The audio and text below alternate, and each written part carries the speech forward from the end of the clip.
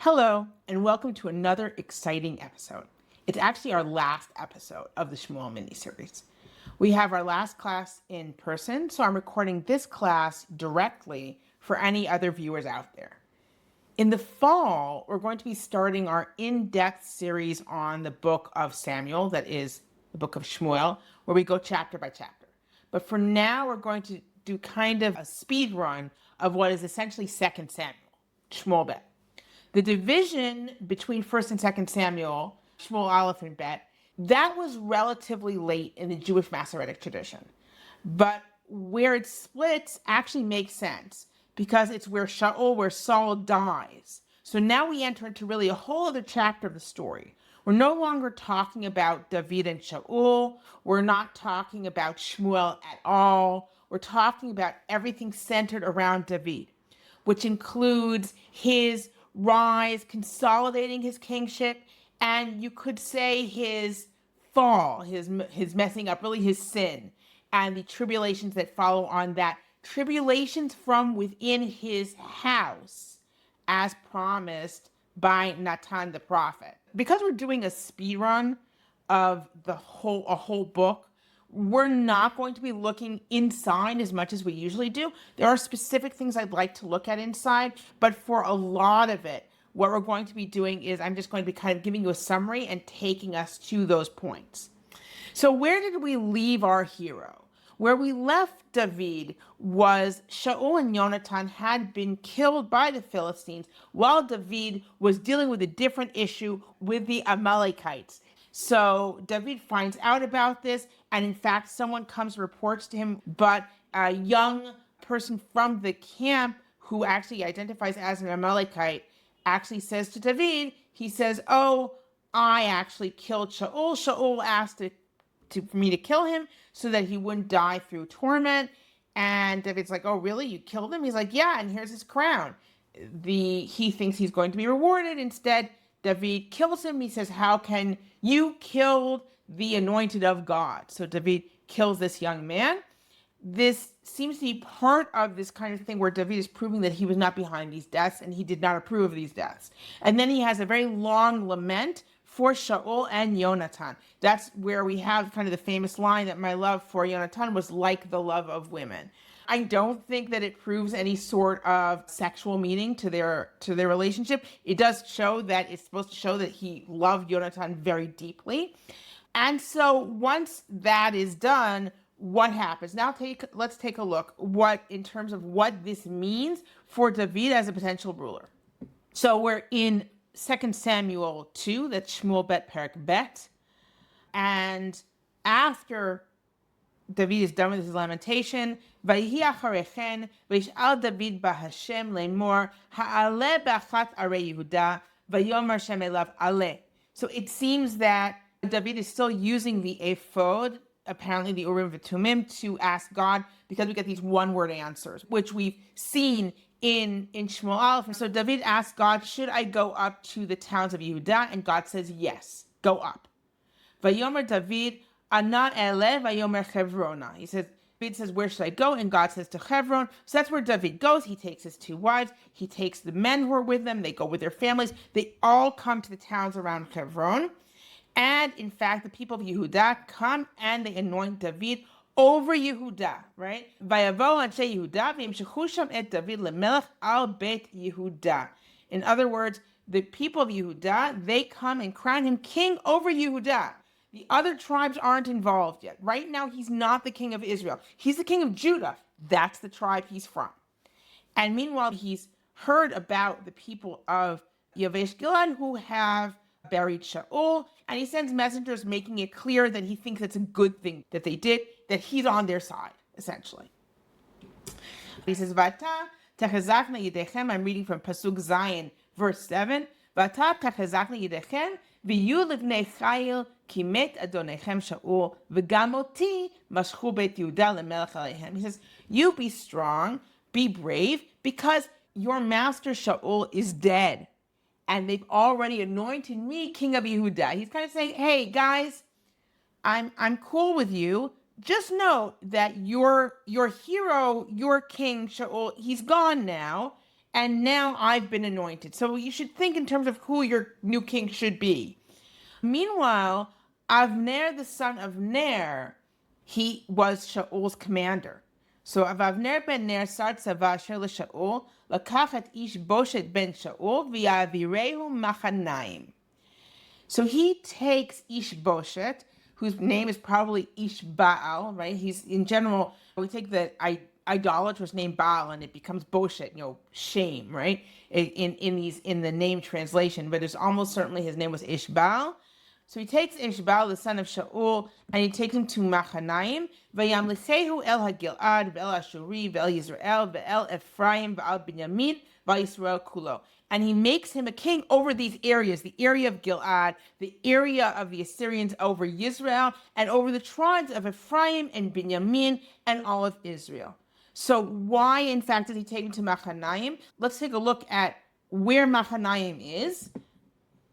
So this is the map of Machanaim. I've taken this from the Carta Biblical Atlas. Machanaim is where this star is in the middle of Gilead. So that star is actually over the Ardennes, it's over the Jordan from Yehudah and actually most of the standard portion of Ephraim and Binyamin. So David has been crowned in Hebron, and Avner has taken Ishboshet to Machanaim, far away from David, but also in a place where the other tribes can have a center. So in other words, he's making kind of a statement about this. Here, David is firmly well into Judean territory, whereas Ishboshet is more in the area of Ephraim, Gad, actually like the other tribes, and far away from David. So in fact, he is crowned over the other tribes, the tribes that aren't Yehudah, including Binyamin, which actually is relatively close to Yehudah, really. So what do we have once we have these two competing kings that are crowned? We could have a full civil war. However, we don't really have a full civil war. It's clear that there are going to be clashes. It's clear that there are two competing interests here. However, David is the king over Yehudah. Ishboshet is the king over these other tribes. And they're not fully going to war with each other because that would mean a civil war. However, we do have clashes. And in one of these earlier clashes where Avner, who is Ishboshet's general, and Yoav, who is David's general, they decide to have kind of a sporting contest. This is never going to end well between two people who are essentially enemies. What ends up happening is Yoav's brother, Asael, ends up chasing Avner, and Avner says, get away from me, and Asael won't because Asael is very fast. Avner's like, this isn't going to end well for you, and Asael keeps doing it, and Avner kills him. This is something that Yoav does not forget and does not forgive, despite the fact that he is prevented from killing him on the spot. But later on, Ishboshet gets Avner, his general, angry by accusing him of sleeping with one of his father's concubines. This accusation is very serious. First of all, okay, he's sleeping with one of his father's concubines, but it's also a statement saying you want to rule. This was a classic move on the part of a new ruler or the rebel ruler to sleep with the king's wives. I'm the king now. So if he says to Avner, hey, you slept with the concubine of the king, that's a statement saying, hey, I know really you want to rule. What is Avner's response? So I'm reading again from Shmuel Bet, 2 Samuel, and I'm always going to be reading from 2 Samuel in this class. Chapter 3, verse 8, Per Gimel Pasuk Chet, and it says, Vayichal Avner ma'od al divrei Ishboshet. So Avner was very angry about this instigation from Ishboshet. Vayomer harosh kelev anochi asher Yehudah. Am I the head of a dog from Yehudah? He's making a little bit of a dig at David here, right? He says, look, I've been doing kindness with the house of Shaul, your father, and his brethren and his friends. And I didn't give you over to David. And now you are going to account to count a sin against me over this woman, it's not clear whether Avner did it or not, right? That's not the point. The point with Avner is, hey, I could have turned you over to David. As soon as David was crowned, I could have said, hey, here, take Ishboshet, and I would have been in with David. But instead, I was loyal to your father's house, and I right away took you and crowned you king. Avner has been functioning kind of like a kingmaker, and Ishboshet just made a big mistake and he got on his bad side. It's a really stupid thing to actually accuse an actual kingmaker of making kings, right? Don't take an actual kingmaker and say, oh, hey, you want to be king. Avner is not acting like someone who's not loyal to Ishboshet. He didn't have to serve Ishboshet, but he is. So this was a big mistake in terms of Ishboshet. It is, in fact, thanks to Avner that he is king in many respects, at least the way the story that is being told here. And so Avner continues, Kol yaseh Elohim la'Avner v'kol yosif lo ki kasher nishba Adonai leDavid ki chen eseh lo. So now, by God, just what God swore to David, that's what I'm going to do for him. Lahavir hamamlacha mibeit Shaul ulakim et kisei David al Yisrael v'al Yehuda midan v'ad Be'ersheva. He said, I'm going to transfer the kingdom from the house of Shaul and establish the throne of David over Israel and over Yehuda from Dan in the north to Beersheba in the south. In other words, not what we have now, where David is just a little king over Yehuda, over Judah. No, he's going to be a king over everything. And Ishboshet didn't dare to say anything in response to Avner because he was scared of him. The real power here is with Avner.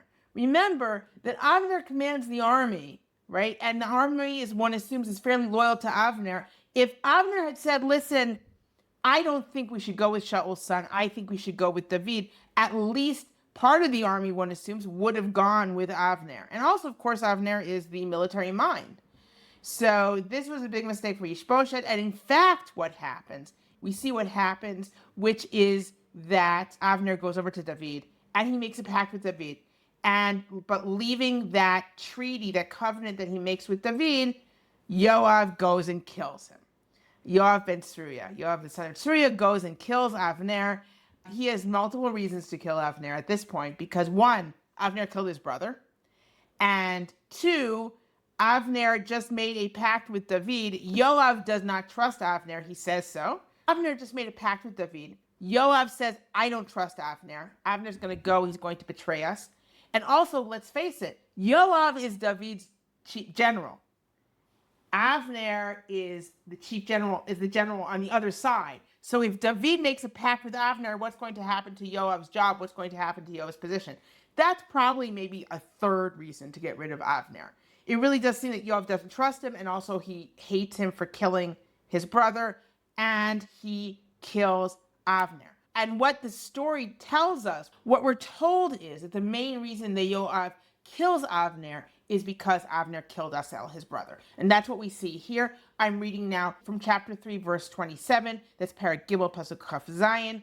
Vayeshev Avner Hebron, Vayatehu Yoav el toch hasha'ar ledaber ito basheli. Right? So Yoav is, of course, being secretive here. He takes Avner aside in Hebron. He's like, oh, I need to talk to you separately, secretly. Vayakehu sham hachomesh, vayamat bedam Asael achiv. He stabs him there through the belly, and Avner dies because of the blood of Asael, Yoav's brother.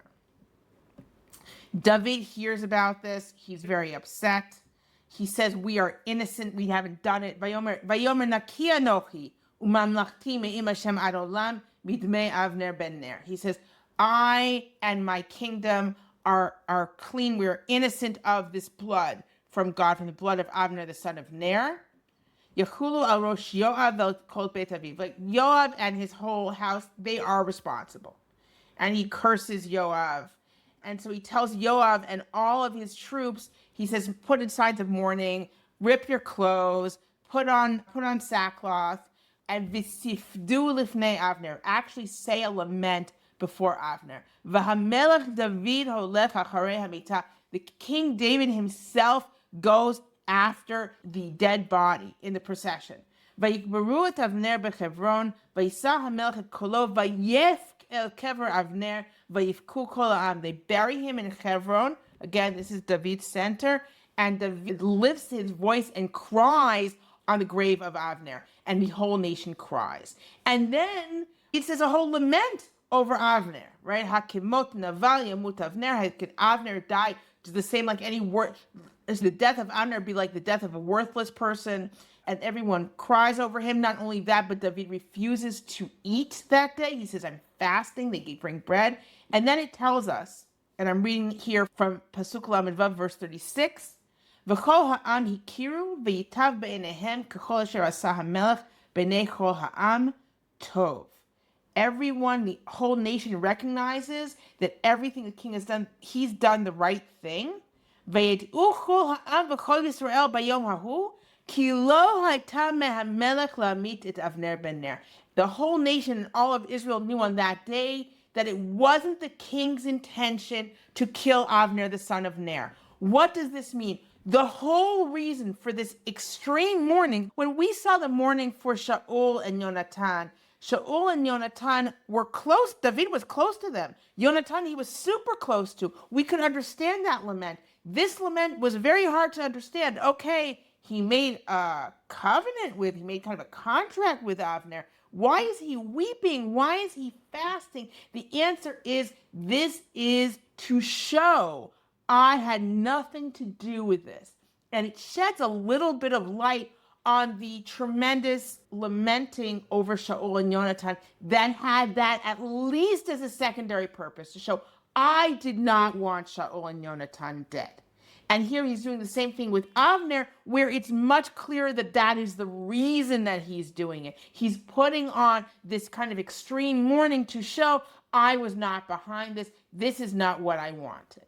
And he has an excuse for not punishing Yoav right away. And his excuse that we read in Pasuk Lametet in verse 39, V'anochi hayom rach u'mashuach melech, v'anashim ha'ele b'nei Tzuria, kashim mimeni, yishalem Hashem lo sehara kirato. I'm just a little baby king, right? I was just anointed. These people, the sons of Uriah, they're too hard for me. God will pay them back. God will pay Yoav back for his evil.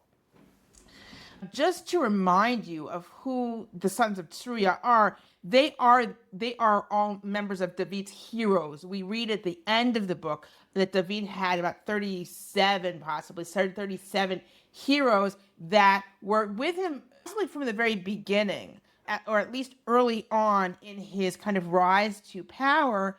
And the sons of Uriah are from Bethlehem. So in other words, they're from his hometown. So according to Devrei Yamim, according to Chronicles, they are actually David's nephews. They are the sons of Uriah, who is a sister of David, but they are his nephews. So they are connected by family. They're connected. They're from the same town. They've been on his side. But Yoav in particular, it becomes someone who is almost impossible for David to control, at least in a meaningful way. What Yoav says we'll see is usually right. That doesn't mean it's not hard for David to deal with him, as we'll see. And by the end of the book, Yoav can kind of take out whoever he wants. So let's continue. What happens once Avner is dead? In fact, that is the end, essentially, of Ishboshet.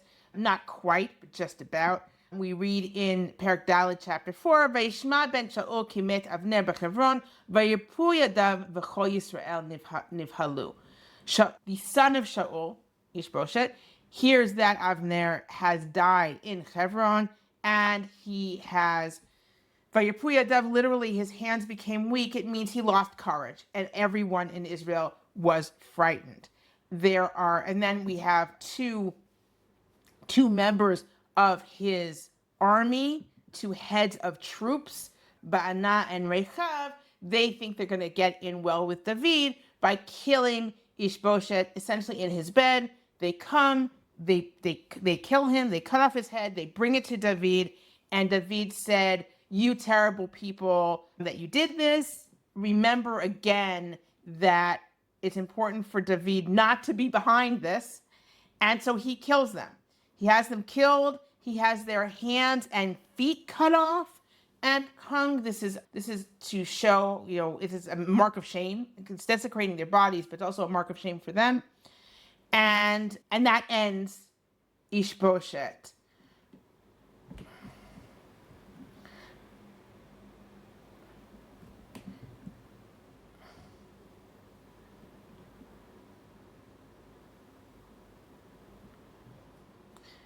And David's explanation for his response is, "Af ki anashim sha'im hargu et ish tzadik beveito al mishkavo, v'ata halo avakesh et damo mi'etchem uvi'arti etchem min ha'aretz." He said, "You are evil because you killed an innocent person in his bed, and so I am going to require his blood from you, and I am going to rid the earth of you," meaning kind of cleanse the earth of people like you. And so they are killed, their hands and feet are cut off, and they bury the head of Ishboshet in Avner's grave in Hebron. Now, once again, at least part of the reason that David has to take such a harsh stance against these two men is again to show I was not behind the killing of Ishboshet. But as soon as Ishboshet is dead, we have Vayavo Kol Shiftei Yisrael. I'm reading now from chapter 5, Parakeh. Vayavo Kol Shiftei Yisrael El David Hevrona, Vayomu Le'mor Hinenu Atzmecha Uv'Zacha Nachnu. All the tribes of Israel come down to David in Hebron. They say, "We're all the same flesh and blood. Before, when Shaul was king, you, David, led us into war. And Vayomer Hashem Lecha Atat Tir'et Ami Et Yisrael V'Atat Tiyeh L'Nagid Al Yisrael." And at that time, God said that you were going to be king. And so they anoint Vayimshechu David. I'm skipping ahead a little. Vayimshechu David LeMelech Al Yisrael. They anoint him as king over all of Israel. From that point on, he's king over all of Israel. What is the first thing he does as king? The first thing that we read about? Well, first of all, we read about the conquest of Jerusalem, which then becomes his capital. Then we hear about a victory over the Philistines. And then the next thing that David does, he said, "I want to bring the Aron, the Ark of the Covenant, back to and the next thing David says is, "I want to bring the Ark of the Covenant back, or rather up to Jerusalem." So I want the Ark of the Covenant, what's more, to be kind of in our capital. I want the Ark of the Covenant to be in the capital near me. So he does an attempt, and people die because they have not been careful enough bringing the Ark, and so God essentially kills people. Okay. So the first time they bring up the Ark, Uzzah dies. I'm going to read briefly here. Vayavo ad goren nachon v'yishlach Uzzah el Aron Elohim v'yochez bo ki shamtu abakar v'yichar af Adonai b'Uzzah v'yakeu sham Elohim al hashal v'yamat sham im Aron ha'Elohim. So they were doing a whole big ceremony. They're bringing up a parade. Everyone's dancing, and it comes up to the threshing floor of Nachon, and Uzzah puts a hand on the ark. He puts a hand on the ark to steady it because the oxen had kind of gone off, and because he touched it, he dies. And so that they kind of stop bringing it up then. They, particularly because it's now seen as dangerous, David's like, how can I bring it up to me in Jerusalem? So instead, he leaves it in the house of Oved Edom, the Gittite, and then he hears that Oved Edom's house is prospering because he's got the Ark of the Covenant. So David decides to finish bringing the Ark of the Covenant to Jerusalem. And what he does in order for people not to be killed or hurt on the way, and for everything to be kind of copacetic, he essentially brings a sacrifice every 6 steps. So let's take a look. I'm reading now from Perak Vav, Pasuk Yud Gimel, chapter 6, verse 13. Vayhi tza'adu nosei Aaron Adonai shishat tzadim ve'izbach shor umri. Whenever those people who are carrying the Aaron walked six steps, they would sacrifice an ox and a fatted calf. V'David mecharker b'chol oz lifnei Adonai v'David chagur ephod bad. And David was kind of dancing wildly with all his strength before God, and David was wearing a linen ephod. Why is it important that he's wearing a linen ephod? First of all, it's simple, and it's also what a priest wears. It's what a servant of God wears. So he's dressed simply as a servant of God, dancing before God. V'David b'chol beit Yisrael ma'alim et Aron Hashem b'truah b'kol shofar. They bring it up, and they blow the shofar. And Vaya Aron Hashem bat Yir David. So the Ark of the Covenant of God comes to the city of David. Umichal bat Shaul nishkefa ba'ad hachalon. And Michal, the daughter of Shaul, looks through the window. There's a theme in general, in the ancient Near East in general, and also biblically, women look out of windows. Why? Because women stay inside. Women are always indoors. They look out windows, particularly gently born women, look out of windows to see what's going on. And so Michal looks out the window. Vatere et amelech David mifazez umicharker lifnei Hashem vativezlo biliba. She looks and sees David kind of dancing wildly, jumping, whirling around, and she scorns him in her heart. She finds this behavior shameful. Remember, she's a princess. And her father is Shaul, who was a little aloof. He was not really part of the people. That's not David. David is very much part of the people. So they bring the Ark of God, they show it in its tent that David sent, and David brings sacrifices. I'm skipping ahead a little. And then he gives out food to everyone. It's a big party. And he's giving out food. First he blesses everyone. He blesses everyone in God's name. Then he gives out food to every man and woman. Right? So it's a big party. Everyone's happy. Everyone went home. Vayashav David levarech et beito. David comes back to bless his own home. Vateitzei Michal bat Shaul lekrat David vatomer. Ma nichban hayom melech Yisrael asher nigla hayom le'nei amhod havodav ki galot niglot achad harikim. Michal, the daughter of Shaul, came out to greet David, and she says, "Oh, how honorable, how respectable is the king of Israel today, who revealed himself to the eyes of the maidservants of his servants like one of the worthless people." Vayomer David el Michal, and so David answers her pretty harshly. He says, "Lifnei Hashem asher bachar bi me'avich u'mikol beito l'tavot oti nagid al am Hashem al Yisrael v'sichafti lifnei Hashem."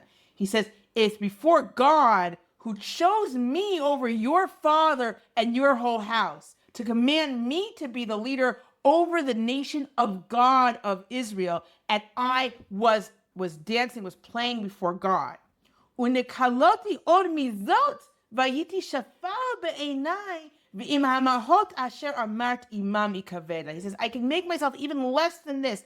I would be low in my own eyes, but still among these maidservants that you talk about, with them I'll be honored. Ulmichal bat Shaul lo haya la yaled ad Ulmichal bat Shaul lo haya la yaled ad yom mota. And Michal, the daughter of Shaul, did not have a child until the day of her death. That's the way that we're supposed to understand that from that day on, David no longer had relations with Michal. He stayed separate from Michal. And that is essentially the end of Michal's story here. I'll just remind you that in Shmuel Aleph and 1 Samuel, Michal was returned by force to David when she was given to another husband, and that husband walked behind her and cried the whole way while she was being returned. We don't know what Michal felt. We don't know what Michal felt being returned to David. We do know what Michal feels in this moment. And what Michal feels in this moment is scorn for her husband and a lack of understanding. One of David's great qualities is that he understands the people and he feels connected to God. Those are things that are really defining qualities of David, and they are qualities in this story.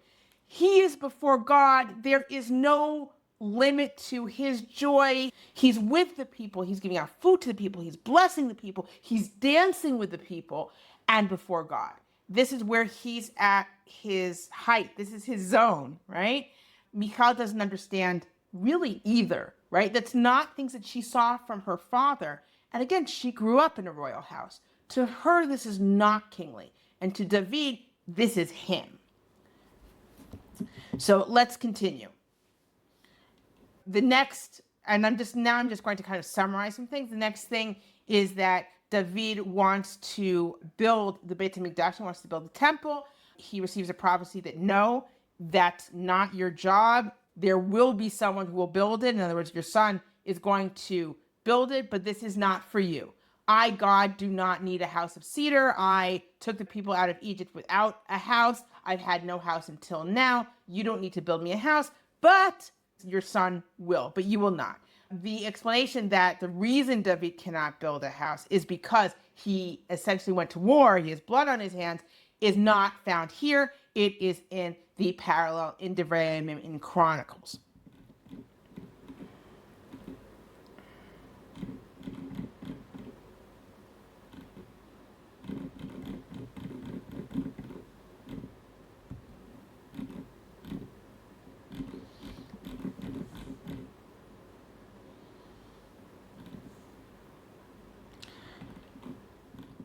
Then there are various victories, various wars.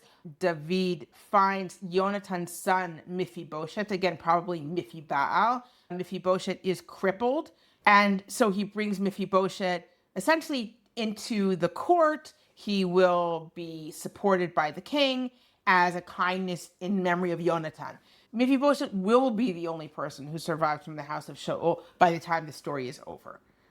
Even more people will be killed from the house of Shaul later on. I'm skipping over another war that happens, but I do want to get to the story of Batsheva. So there's another war, specifically against Amnon, and it's in the context of this war that David sins with Batsheva and with what he does to Uriah. So if we look at Perek Yud Aleph, chapter 11, this is where, in this story, because this is where everything kind of turns. Up until now, David has been kind of going from strength to strength. He's been winning battles. He's brought the Ark of the Covenant to Jerusalem.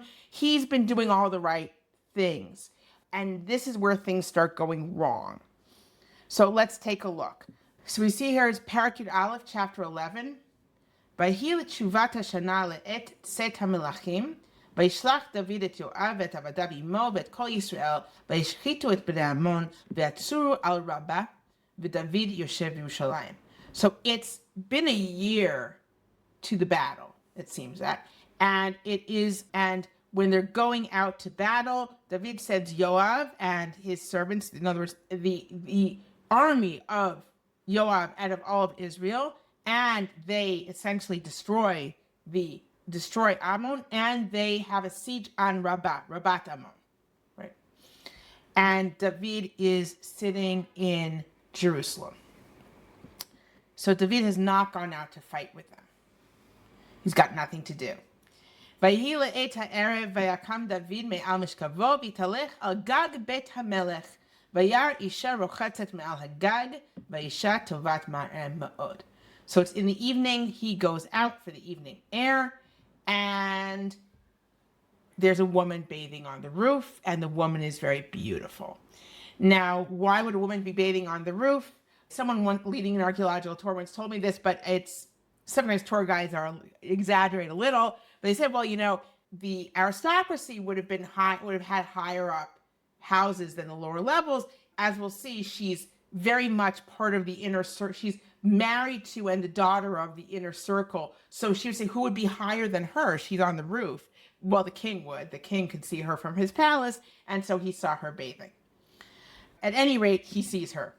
וישלח דוד וידרוש לאישה ויאמר הלא זאת Batsheva בת אליam אשת Uriah החיתי. So you find, who is she? She's Batsheva, the daughter of Eliam, the wife of Uriah the Hittite. Eliam is one of David's Giborim, one of his warriors, one of the over 30 warriors who have been with him from the beginning or from early on. And so is Uriah the Hittite. So is Uriah the Hittite. Both of them are members of his Giborim. They're his inner circle. They're his entourage. Both of them. She's the daughter of one. She's married to another. But that doesn't stop David. וישלח דוד מלאכים ויקחיה ותבוא אליו וישכב עמה והיא מתקדשת מטומאתה ותשב אל ביתה. David sent messengers and he took her and she came to him and he slept with her. And the two possible ways to read this. She washed herself from her impurity, meaning that she just kind of washed herself after intercourse and went home, or she had already had a period and purified herself after the period, and that was when she slept with him. So he wasn't sleeping with a woman who was impure. He was sleeping with a woman who had purified herself from her period, and then she went home. Note that she is completely passive in this passage, or almost completely. He sent for her, she came, he slept with her, right? And then she went home. There's no mention of her saying anything. There's no mention of her taking an active part in this. He's the king. He's doing what he wants. V'tar ha'isha v'tishlach v'taged leDavid v'tomer hara anochi. And the woman became pregnant, and she sent and told David, she said, I'm pregnant. Again, without any embellishment, and therefore this is what you should do, or this is what I need. She's just saying, I'm pregnant. וישלח דוד אל יואב, שלח אליי את אוריה חיתי, וישלח יואב את אוריה אל דוד. So David said, send me Uriah the Hittite from the front. And that's what Yoav does. ויבוא אוריה אליו, וישאל דוד לשלום יואב, לשלום העם, לשלום המלחמה. David pretends that, I just want to know what's going on. That's why I sent for you. He asked, how's Yoav doing? How's the nation doing? How's the war going? ויאמר דוד לאוריה, רד לביתך ורחץ רגליך ויצא אוריה מבית המלך ותצא אחריו מסעת המלך. Okay, David says, now we know why he called him.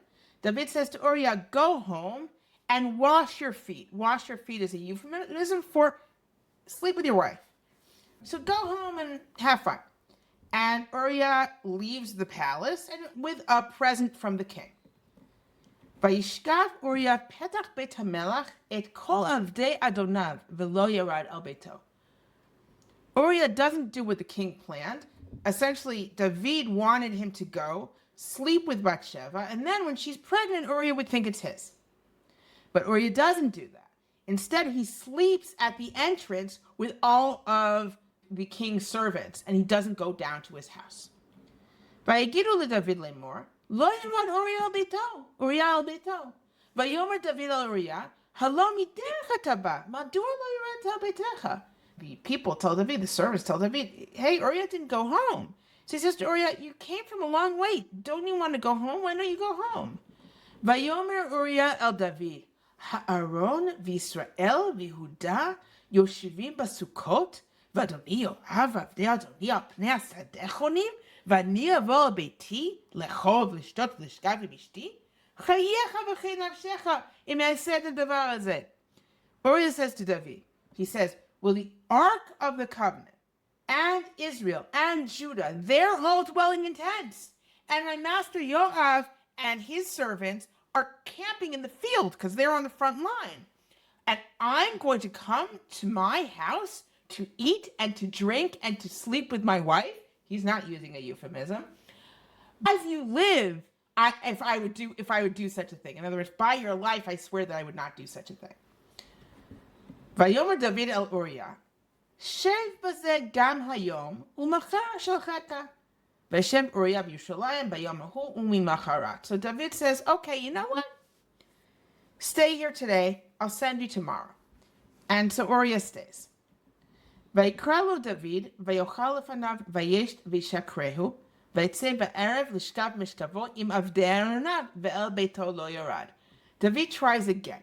He brings him, and he gives him food, and he gives him drink, and he gets him drunk. He's like, I gotta get him drunk, he's for sure gonna go home to his wife. Doesn't work. He goes out at night, and he once again sleeps, takes his sleeping bag, and he sleeps with his master's servants. He doesn't go down to his house. ויהי בבוקר, ויכתוב דוד ספר אל יואב, וישלח ביד אוריה. David sends a message to Yoav through Uriah. This is the classic trope, right? Of sending the message saying, kill the messenger with the messenger, right? So that's what he does. He sends a message with Uriah to Yoav. ויכתוב בספר לאמור, הבו את אוריה אל מול פני המלחמה החזקה, ושבת מאחריו וניקה ומת.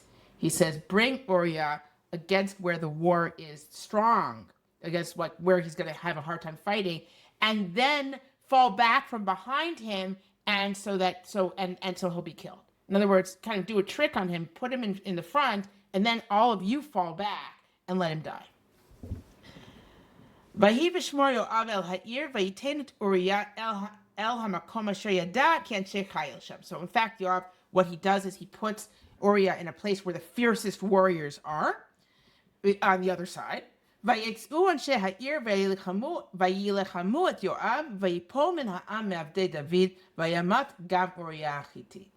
And people from the city go and they fight Yoav, and people are killed, and among them is Uriah the Hittite. In other words, Yoav didn't do exactly what David wanted. David wanted kind of a trick so that only Uriah dies. Yoav just puts him in really the thick of it, so and attacks in a place where they're strong, so not only Uriah gets killed, other people get killed as well.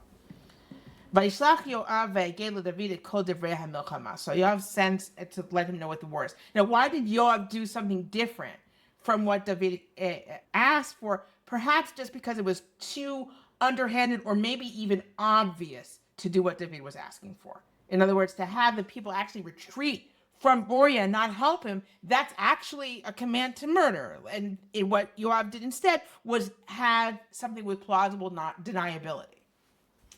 And he sends his messenger to tell the king what happened, and he says to him, "Vayam ta'alech hamat hamelech, v'amar lecha madua nigashtem el ha'ir lihilachem, halo yidatem et asher yoru me'al hachoma." He said, if the king says to you, "You idiots, why did you go up essentially close to the city against the wall to attack it? Didn't you know that they would shoot you from the wall? That's the worst way to kind of attack." Mihikat Avimelech ben Yerubeshet, halo isha hishlicha alav pelach rechav me'al hachoma ve'amat b'tevet. And he's bringing up a story. What about Avimelech, the son of Yerubeshet? How was he killed? Because a woman threw a piece of a millstone on him from above the wall, and he died. In other words, even a woman with just what she can get in her hand, which is the power to throw, can kill a king or a commander. Why in the world would you do this? Okay, why did you come close to the wall? Lama nigashtem el hachoma ve'amalta gam avdecha Uriah Hitti met. And he says to the messenger, at that point, say, Uriah Hitti also died. In other words, the whole thing is so slimy, right? Oh, if David yells at you for us doing this stupid attack, they say, Uriah Hitti is also dead, and see what happens. So it's very kind of underhanded. In fact, the messenger doesn't do this quite the same way. He makes it a little bit less dramatic. The messenger tells David everything that Yoav said. ויאמר המלאך אל דוד, כי גברו עלינו האנשים ויצאו אלינו השדה ונהיה עליהם עד פתח השער. ויורו המורים אל עבדיך מעל חומה וימותו מעבדי המלך וגם עבדך אוריה חיתי מת. And he says, so what we're being told, the messenger says, it just said, listen, they were strong, they went out to us in the field, and then we drove them back to the gate, and so then they shot at us from the wall, and a lot of your people died, and also Uriah the Hittite died. Vayomer David el HaMelech, Kol Tamar Yoav, Al Yera Beinecha Tadavar Hazeh. So David says to the messenger, he says, say this to Yoav, don't feel so bad about this. Ki chazol v'chazeh tochal hecharev. Because the sword, this is the way war goes. The sword eats this way or that way. War, people die. Hachazek mechamtecha el ha'ir v'arsa v'chazkeo. But be strong, press your attack against the city and destroy it and be strong. So again, this is creepy and slimy and really awful. David is like, okay, well, people had to die. Why? Because Uriah had to die. And now, once again, Batsheva, who is called Batishma Eshet Uriah, the wife of Uriah, heard. Kimet Uriah Isha Batispod al Ba'ala. She heard that her husband Uriah had died. She lamented over her husband. Vayavor ha'evel, the period of mourning was over. Vayishlach David vayasva el beito vatihilo leisha. And David sent and he gathered her to his home, and she became his wife. Vateled lo ben, and she gave birth to a son for him. Vayera hadavar asher asa David b'nei Hashem, and God did not like this thing that David had done. Once again, Batsheva is not the actor here. She doesn't go to David and say, hey, now you can marry. No. She mourns her husband. The time of mourning is past, and David goes and marries her. And she gives birth to a son, and this whole thing is bad. And essentially, it's really awful what David did. He heaped sin on sin. He slept with Batsheva, and then he had Uriah the Hittite killed, and then he took her as a wife. And so God sends Natan to David. He tells the famous story of the rich man and the poor man, where the poor man, all he has is this little lamb that he loves, and the rich man goes and kills it, even though he has so many flocks and herds of his own, but he doesn't want to take from his own flocks and herds. He kills the little lamb of the poor man in order to serve a guest. And so David gets very angry. Now, I'll just remind you, why wouldn't David be very suspicious of having a story like this be taken to him? The role of the king in kind of Israelite tradition is when do you bring a judgment to the king? When normal justice would not prevail, either because there's someone who's interested, who's keeping justice from happening, or because if you just apply the letter of the law, it would not be justice. Then you go to the king. So it's not that strange that you would bring a case like this to the king. The king is incensed about this, and he says this man who did this deserves to die, and also pay for the lamb 4 times over. And then Vayomer Natan el David ata ha'ish. Then Natan says to David, you are the man, right? This is what you did. You have plenty of sheep, lots of wives, but you took Uriah's only wife from him while he wasn't there. But then he did worse than that, frankly, because at least the rich man doesn't kill the poor man. But let's continue. Kol amar Hashem Elokei Yisrael, Anochi mishachticha lemelech Yisrael, v'anochi tzalticha miyad Shaul. I anointed you king over Israel. I saved you from Shaul. I gave you everything, etc., etc. So why have you done this? Madua bazita et dvar Hashem lasot. And I'm reading from Pasuk Tet, verse 9. Madua bazita et dvar Hashem lasot hara be'enai et Uriah Hitti hikita b'cherev v'et ishto lakachta lecha leisha v'oto harakta b'cherev b'nei Amnon. Why did you do this thing? You killed Uriah the Hittite. You killed by sword. His wife you took for yourself as a wife, and you killed him through the sword of the Ammonites. In other words, don't think that you are not responsible because technically the Ammonites killed him. You killed him. You just used the Ammonite sword to do it. V'ata lo tasur cherev mi beitcha ad olam. And from now on, the sword will not stop from your house. Ekev ki bezitani v'tikach et eshet Uriah Hitti liot lecha leisha. Because you scorned me and you took the wife of Uriah the Hittite as a wife. Kol amar Hashem, hineni mekim alecha ra'a mi beitecha. So it says God, I am going to establish against you evil from within your home. V'lakachti et nashecha le'enecha v'natati l're'echa v'shachav im nashecha le'enei hashemesh hazot. And I'm going to take your wives in front of your eyes, and I'm going to give them to your fellow, and he will sleep with your wives in front of this son. Ki ata asita basater v'ani eset hadavar hazeh neged kol Yisrael v'neged Hashemesh. Because you did this thing in secret, I will do this thing before all of Israel and before the sun. In other words, in the open. And now this makes David unusual. He says no excuse. Oh, but I didn't think. No, he says, Vayomer David al Natan chatati l'Hashem. David says to Natan, I sinned against God. Vayomer Natan el David, Gam Hashem hevir chatatcha lo tamut. So Natan says to David, okay, God has transferred your sin. You won't die.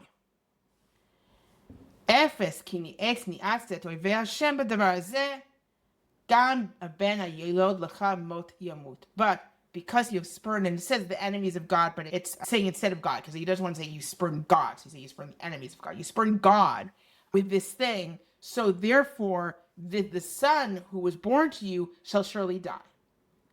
And in fact, the baby becomes or the child becomes very, very sick. God prays for him. He lies on the ground overnight. The people try to get him up. He won't get up. He won't eat. So David is praying for the child. He won't get up from the floor. He won't eat. And on the seventh day, the child died. David like Gidlo ki met hayeled. כי אמרו, הנה בהיות הילד חי דיברנו אליו ולא שמע בקולנו, ואיך נאמר עליו מת הילד ועשה רעה. On the seventh day, the child dies. The servants are scared to tell David because they're like, this is how he was acting when the kid was still alive. Now the kid's dead. What's he going to do to himself? וירא דוד כי עבדיו מתלחשים. Ve'ven David ki met hayelet. So he sees them whispering to each other. He realizes that the child is dead. Ve'yomer David el abadav hamet hayelet vayomru met. They say, is the child dead? And they say he's dead. Ve'akam David me'aretz ve'irchatz ve'asech ve'chalif simotav ve'vo betashet me'mishtacho ve'vo al beito ve'ish'al ve'asimu lo lechem ve'ochal. David gets up from the ground. He washes himself. He puts oil on himself. He changes his clothes. He comes to the house of God and he bows down. And then he goes home and he asks for bread. He asks for bread and he eats. The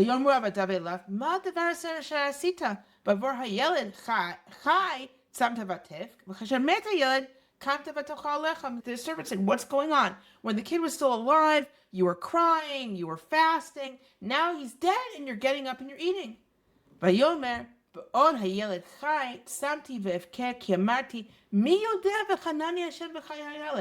He said, when the child was still alive, I fasted, I cried, because I said, who knows, maybe God will have pity on me and the child will live. Vatamet, now he's dead. Why should I fast? How will I be able to bring him back to life? I'm going to him, but he's not coming back to me. Here we see David's practicality. In the final analysis, he's very practical. He's like, I was praying while the kid was alive because I wanted the kid to live. We also see that when we see David having an emotion, we don't really understand the emotion always. In other words, he was crying over the child, but as soon as the child is dead, he dries his tears, he gets up and he eats. Does that mean he doesn't feel bad the child is dead? Sure, he feels bad the child is dead.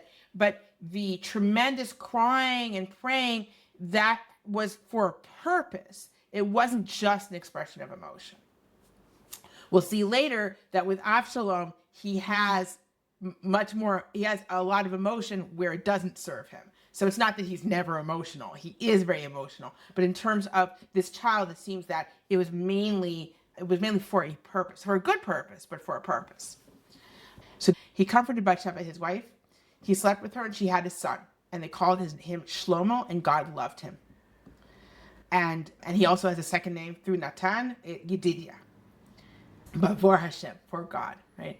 Because that's the idea that it gives Shlomo kind of a special status that he's with God. The name Yedidia, essentially friend of God, is emblematic that he's going to build the temple, he's going to have peace, etc., etc., etc. He's a king with a special status. Now, this is where we get to if we look at the commentaries and what they say about did David sin or not. The big problem with saying that David sinned with Batsheva is Shlomo and his status. I'll explain. The rule is that if a man sleeps with a married woman, he is never allowed to marry her. He cannot marry her ever. It doesn't matter if she divorces her husband, he can never marry her. Let's say he doesn't pay attention to the law and he marries her.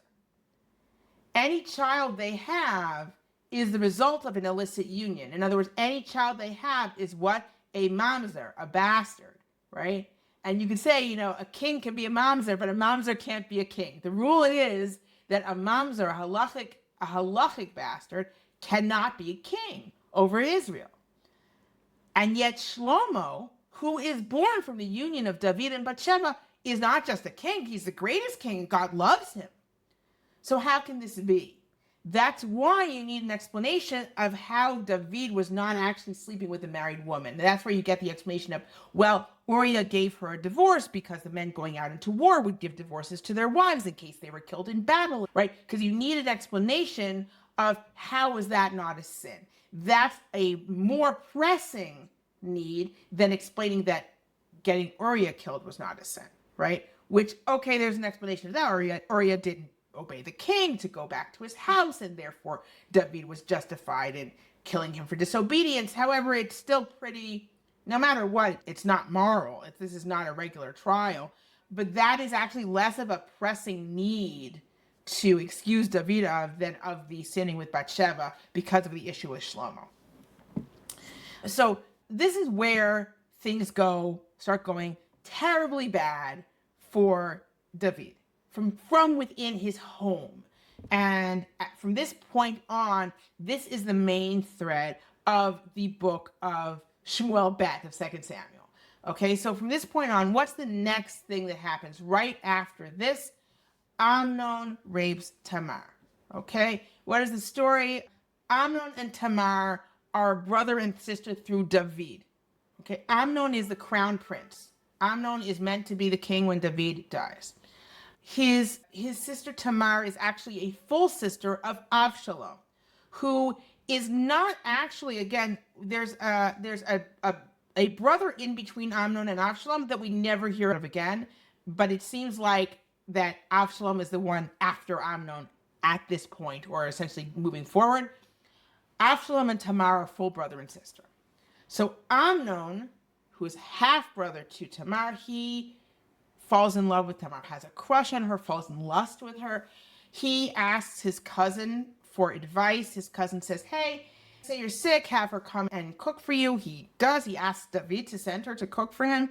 She does that and he rapes her. Now, before he rapes her, she argues with him. She's not a silent victim and she tries to talk him out of it. It doesn't work. He rapes her. And then right after he rapes her, he hates her. It says, and now let's look inside in Shmuel Bet, obviously 2 Samuel, Yud Gimel Tet Vav, so that's 13:15. Vayisna'eha Amnon sin'a gdola ma'od, ki gdola hasin'a asher sne'a me'ava asher aheva, vayomer la Amnon kumi lechi. He hated her with a greater hate than the love that he loved her. And Amnon says, get up and go.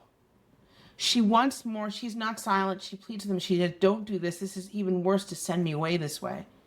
But he gets his servant.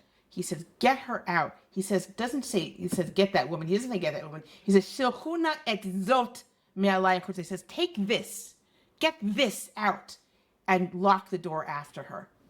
V'aleh ketonet pasim, ki chen tilbashna benot hamelech haptulot me'ilim, ויוצא אותה משרתו החוץ ונעל הדלת אחריה. She was wearing a ketonet pasim, a shirt, a tunic of many of stripes of different colors. This is the same thing that Yosef wears. Ketonet pasim, coat of many colors. Is that how we translate it? Kind of. So she, like Yosef, has been betrayed by a brother, betrayed cruelly by a brother, right? And so she is wearing her ketonet pasim, ki chen tilbashna benot hamelech habetulot me'ilim, because these were the coats, the tunics that the virgin princesses would wear. She was a virgin princess. She's wearing what the virgin princesses would wear. She is now being treated as the low of the low. She's no longer a virgin. And the servant pushes her out and he locks the door after her. ותיקח תמר אפר על ראשה וכתון את הפסים אשר עליה קראה ותשם ידה על ראשה ותלך הלוך וזעקה. She puts ashes on her head. She rips her tunic. Essentially, she's in mourning. She puts her hand on her head and she goes walking and crying and screaming. She has essentially kind of lost it. Vayomer elea Avshalom achiha. Haminon achicha haya imach. And Avshalom says, her brother says, he says, was Amnon your brother with you? Vata achoti hacharishi achichu. And now, my sister, be quiet. Don't say anything about this because he's your brother. Al tashiti et libech ledavar zeh. Don't think about this thing. Vateshev Tamar v'shomema bet Avshalom achiha. And Tamar sat desolate in the house of Avshalom, her brother. The voice that Tamar had, both before and after her rape, has been taken from her. She can no longer speak. Avshalom is like, be quiet, be quiet. And that's it. She sits in his house desolate. She has no future. She has no voice. And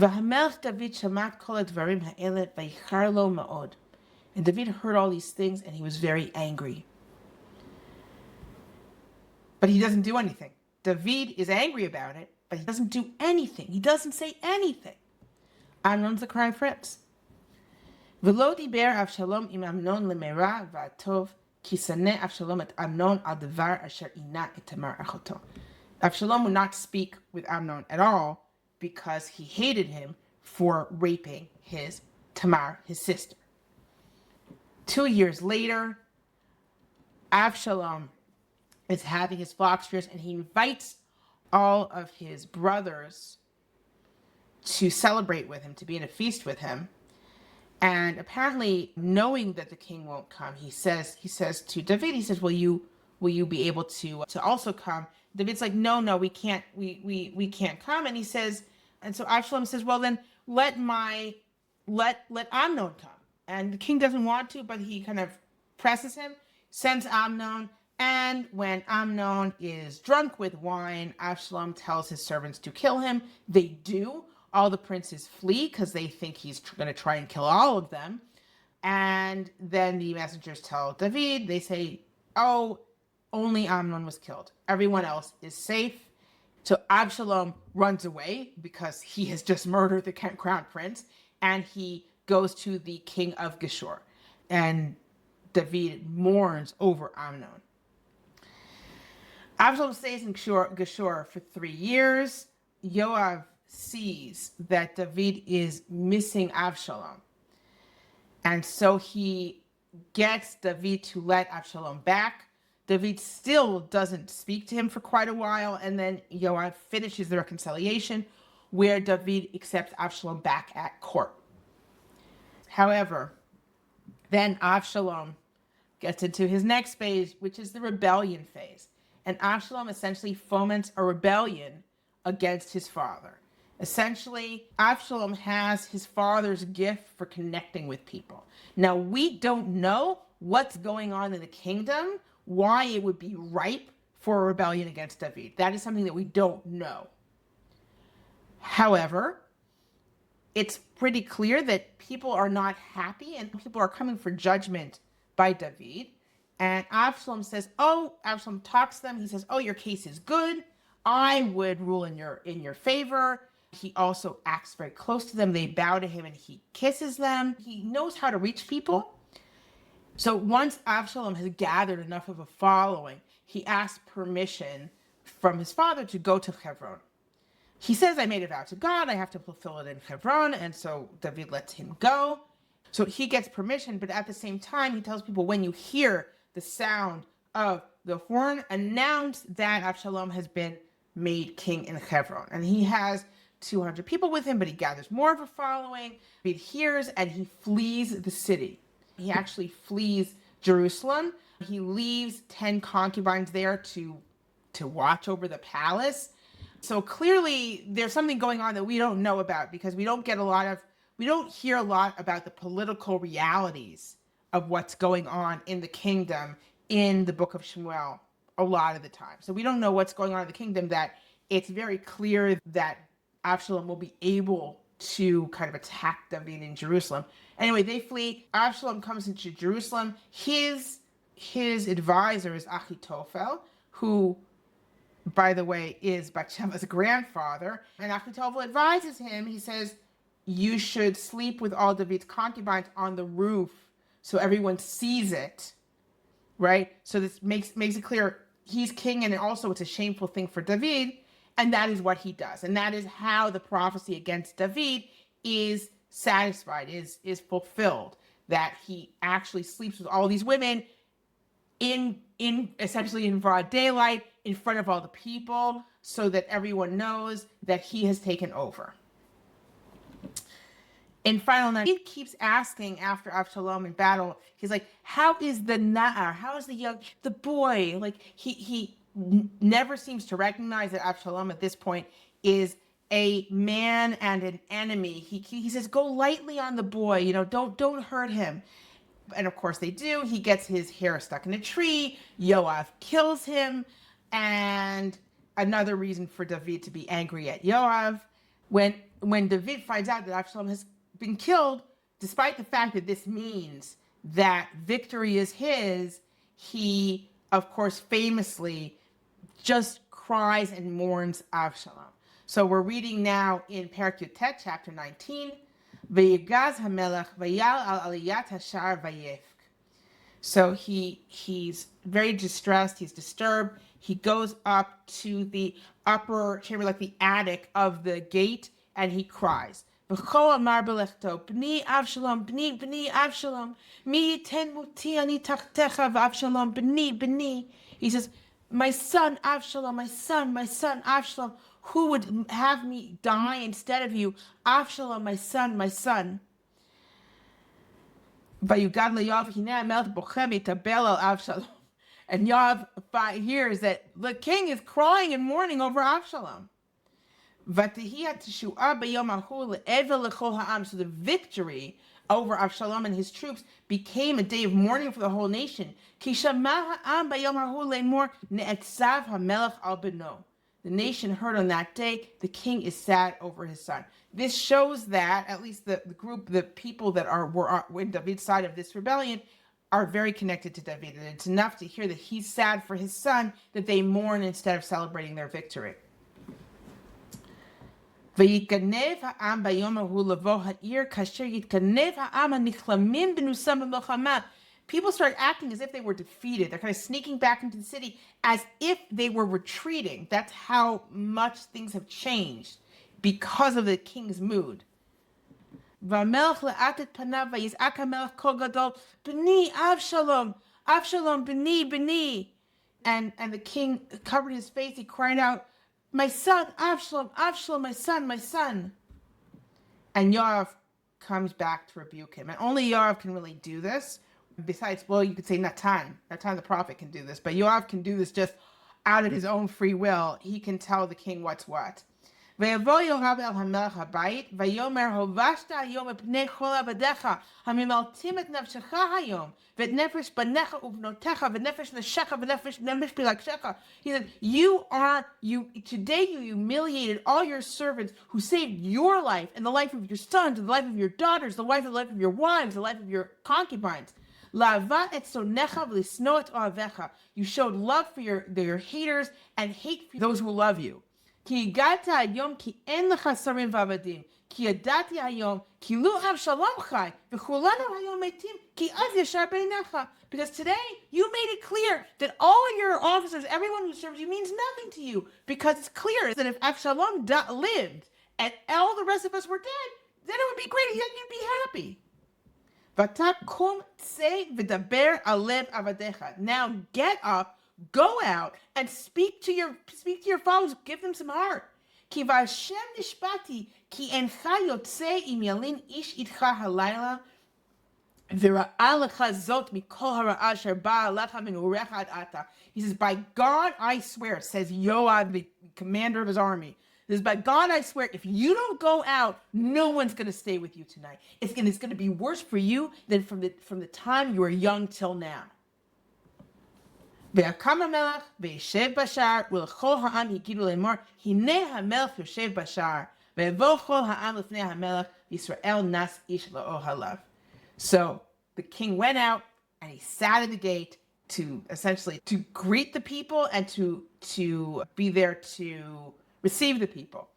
And they say, here, behold, the king is sitting in the gate. And the whole nation came before the king, and all the Israelites fled to their tents, right? The Israelites fled to their tents, meaning the ones who were on the side of Avshalom. They don't know what's going to happen. And essentially they make peace. And the last ones to come back to David are the people of Yehudah. Why? I'll remind you, where did Avshalom go to be crowned? To Hebron. Hebron is the center of Yehudah. He actually had people from Yehudah, from David's home country, on his side. Avshalom is also from Yehudah through David. So he was able to gather support in Yehudah. Yet another way that the evil came from David's house, right? It came from Yehudah. The rebellion started in Yehudah, right? And now it's going to end in Yehudah. So the idea is that David was completely betrayed from his house because he cares about his sons, right? You have the horrible story with Amnon and Tamar, then the murder of Amnon, then the rebellion of Avshalom. And these are tremendously painful for David. And also the people of his tribe rebelled against him. So he reaches out to them and said, listen, all the other tribes are coming to me. Shouldn't you come to me? You're my own tribe. Why should you be the last ones? And he makes peace with them. And Amasa, who is the cousin of Yoav and the other sons of Uriah, Amasa was the general for Avshalom. And David says to him, oh, you'll be the commander of my army instead of Yoav. And then he sends him to chase down another rebel, essentially. Yoav is also involved in chasing this rebel. Amasa gets there late, and Yoav kills him. So once again, Yoav kills someone who was, in this case, threatening to him in terms of his position, because David had said straight out, essentially, I'm going to replace Yoav with you. Should David have said that? Yoav was apparently an amazing commander, but he's the only one who can speak to David and say, hey, you're doing the wrong thing here, and I'm going to threaten you. Yoav actually threatened him with a really bad time if David didn't go out to the people and stop mourning Avshalom. This is not something that any king likes, but essentially Yoav is powerful enough that he can kill Amasa without any sort of repercussions during David's lifetime. When David dies on his deathbed, he tells Shlomo to take care of Yoav ben Tzruya, and another person that he tells him to take care of. And let's look at that now just to remind us of kind of the sort of thing that makes David special. So when David is running away from Avshalom, there is a Shimi ben Gera, who is a Benjaminite. He goes and he curses him. Let's take a look. So this is when David is fleeing Avshalom. And I'm reading now from Parak Zayin, chapter 16, Pasuk Hey, verse 5. And I'm going to kind of summarize things. So Shimei, the son of Gera, he comes out, he curses him, he throws stones at him, and he says, Tsei, in Pasuk Zayin, verse 7, Tsei, Isha Damim v'Isha Blial. Get out. Person with blood on his hands, essentially, and worthless person.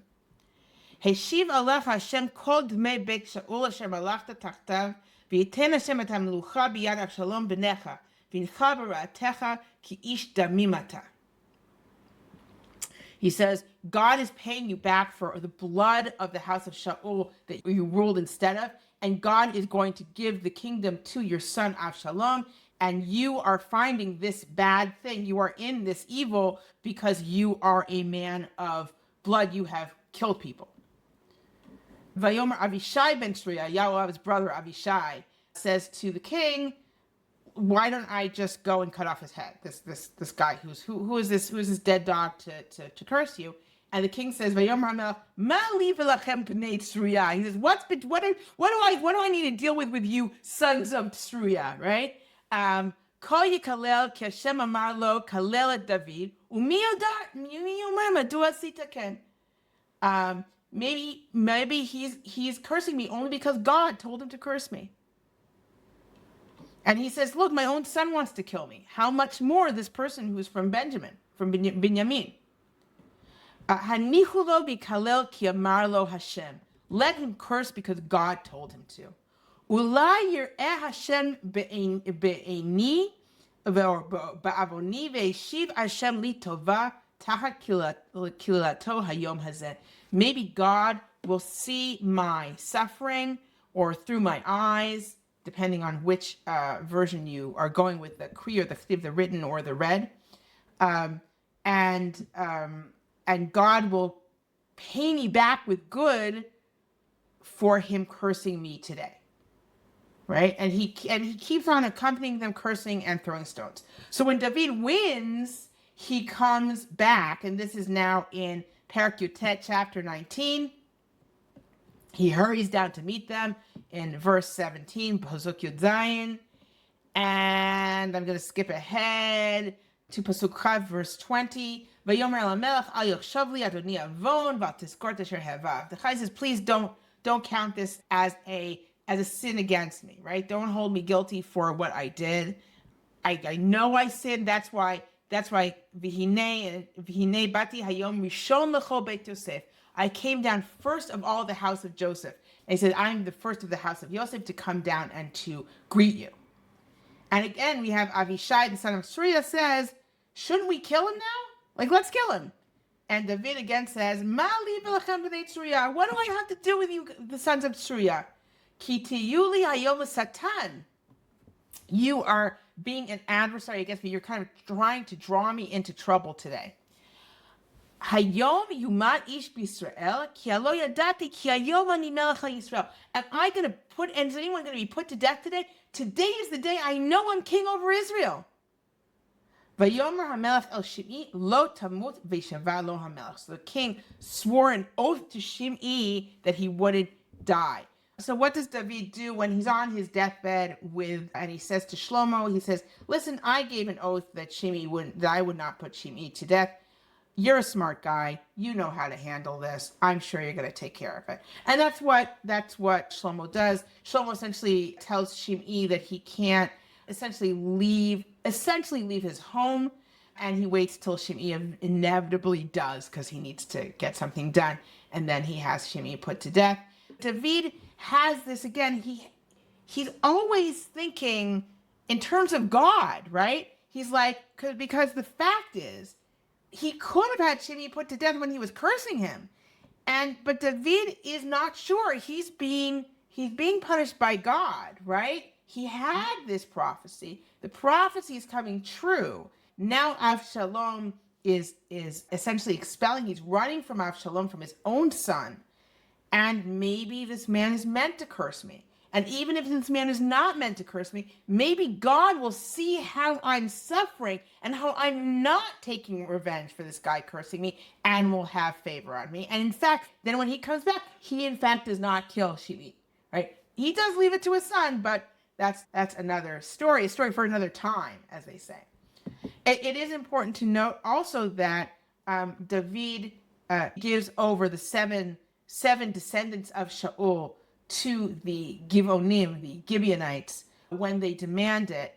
And at that point, it seems that the only person who survives from the house of Shaul is Mephibosheth, or Mephibaal, the son of Natan. He does have a son. So there is a continuation of the house of Shaul. And we can say that this is the way David kept his promise not to wipe out entirely the house of Shaul, which is what Shaul asked of him. So in their meeting when David spared his life. However, we see that David is a mixed character. On the one hand, close to the people, close to God, always thinking in terms of God. When he's caught out in a horrible sin, he says right away, I have sinned. Because he says that right away, he at least escapes with his life. And he lives and dies a king. He does not lose his kingship, but he has a kingship full of turmoil, full of trouble from within his house because of the tremendous sin he did.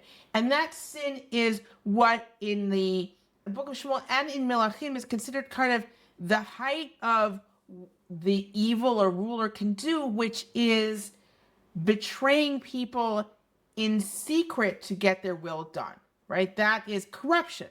Corruption is what makes someone not worthy of rule. But in this case, David is able to keep ruling. He is able to keep ruling just with this pain within his house. So I hope you enjoyed this kind of mini-series, this kind of very quick run through the book of Samuel, through Sefer Shmuel. In the fall, what we're going to be doing is we're going to go through chapter by chapter. We're going to go through it much more in depth. I'm going to be bringing in all sorts of different aspects. So even the things that we've touched on before, we're going to be looking on with different aspects. So for example, we're going to be looking in terms of when Shaul goes to save the people of Yavesh Gilad. So there's some very interesting parallels to the story of Pelegish by Giv'on, the concubine of Gibeah. We didn't discuss that at all in this run through. We will discuss it when we get to it. There's a lot to discuss with the book of Shmuel, and I hope you join me for the class in the fall. Thank you and be well. Take care.